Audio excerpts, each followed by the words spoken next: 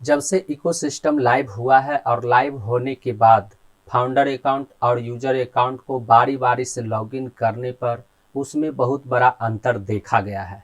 कुछ ऐसा डिटेल जो फाउंडर अकाउंट में मौजूद है लेकिन यूजर अकाउंट में मौजूद नहीं है, वह डिटेल यूजर अकाउंट में दिखाई नहीं दे रहा है। इसके अलावा कुछ ऐसा डिटेल या ऑप्शन फाउंडर अकाउंट में मौजूद है लेकिन यूजर अकाउंट में मौजूद नहीं है। तो आज के इस वीडियो में हम इसी टॉपिक के ऊपर बात करने वाले हैं। नमस्कार दोस्तों, मेरा नाम है मंटन शर्मा। तो इसके बारे में सबसे पहले मैं आपको यह बताना चाहूँगा कि जब आप इकोसिस्टम में फाउंडर अकाउंट या फिर यूजर अकाउंट किसी भी अकाउंट को इकोसिस्टम में लॉगिन करेंगे तो लॉगिन करने के बाद जब आप उसे लॉग आउट करेंगे तो वह जल्दी नहीं हो पाता है। यानी जब आप लॉग आउट बटन पर क्लिक करेंगे तो लॉग आउट बटन पर क्लिक करने के बाद वह प्रोसेसिंग होगा लेकिन वह लॉग आउट नहीं हो पाएगा, और इस तरह से कई बार करने के बाद आप किसी समय लॉग आउट हो पाएंगे। यानी लॉग आउट करने के लिए आपको बार बार लॉग आउट बटन पर क्लिक करना होगा।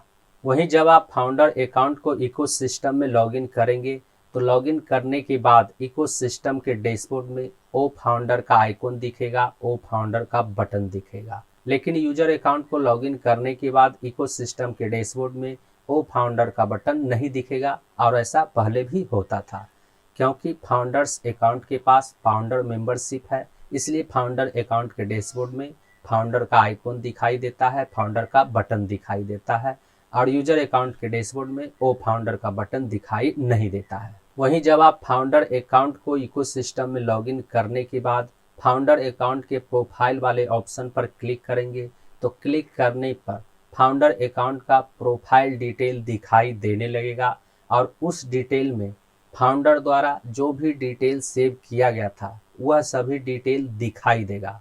साथ ही उस डिटेल में फाउंडर्स का ज्वाइनिंग डेट भी दिखाई देगा। लेकिन यूजर अकाउंट में ऐसा नहीं है। जब आप यूजर अकाउंट को इकोसिस्टम में लॉगिन करेंगे और लॉगिन करने के बाद प्रोफाइल वाले ऑप्शन पर क्लिक करेंगे तो प्रोफाइल डिटेल में आपको कुछ भी दिखाई नहीं देगा।